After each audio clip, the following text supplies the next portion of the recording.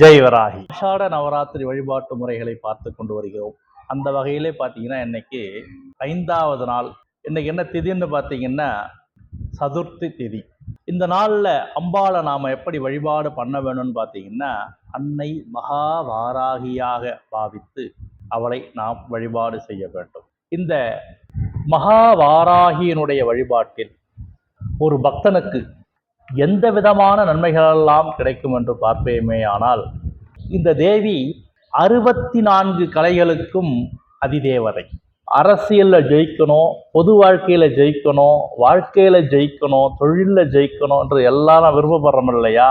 அவங்க எல்லோருமே மனதால் உருகி கண்ணீரால் கழுவி அவருடைய பாதத்தை நாம் இருக்க பற்றி கொள்ளும் பொழுது மகா வாராகியினுடைய அருள் பரிபூரணமாக நமக்கு இருக்கும் பொழுது நமக்கு ஈரேழு லோகத்திலும் எதிரிகளே இல்லை. அப்படி ஒரு உன்னதமான நிலையை தன் மகனுக்காக அன்னை மகா வாராகி அருள்கிறாள் என்றால் அது மிகையல்ல. சரி, இது அம்பாளுடைய பிரதாபம்.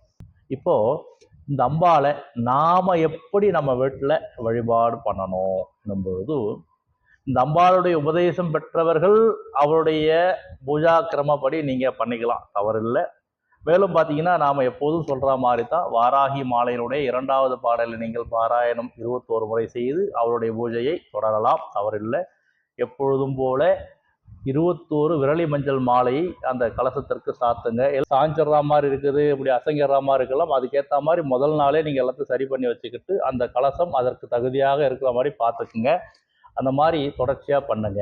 என்னைக்கு என்னங்க புஷ்பம் வச்சு அம்பாளை வழிபாடு பண்ணணும்னு பார்த்தீங்கன்னா அரளி புஷ்பம் மிகச்சிறந்தது. அதோட பார்த்தீங்கன்னா சண்பக புஷ்பமும் ஏற்புடையது தான். மற்ற புஷ்பங்கள்லாம் உங்களுக்கு எது கிடைக்குதோ அதை யூஸ் பண்ணிக்கலாம், தவறில்லை. வில்வம் கண்டிப்பாக சேர்க்கப்பட வேண்டும் இந்த 9 நாளுமே. அதே மாதிரி பானகமும் சேர்க்கப்பட வேண்டும். இன்னைக்கு என்ன விசேஷமான நைவேத்தியம்னு பார்த்தீங்கன்னா தயிர் சாதம்.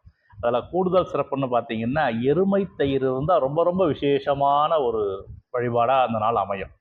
அதோட இன்றைய தினத்தில் நீங்கள் இந்த பூமிக்கடியில் கிடைக்குது இல்லையா கிழங்கு வஸ்துக்கள், இதையெல்லாம் சேர்த்து ஒன்றாகவே சமைத்து அது அம்பாளுக்கு ஒரு பாத்திரத்தில் எல்லாத்தையும் ஒன்றா போட்டு பிசைந்து அதில் தேன் விட்டு அம்பாளுக்கு நைவேத்தியம் செய்யும் பொழுது உங்களுடைய அபிலாஷைகள் நிறைவேறும். இதுதான் என்னுடைய நாளுடைய சிறப்பு.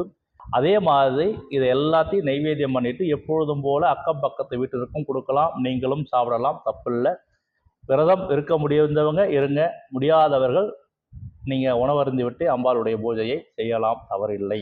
இந்த நாளில் நீங்கள் அன்னை மகா வாராகியினுடைய உபதேசம் பெற விரும்பக்கூடிய பக்த கோடிகள் நம்முடைய பீடத்தை அணுகினால் உங்களுக்கு அதற்கான வழிமுறைகள் சொல்லப்படும். ஜெய் வராகி.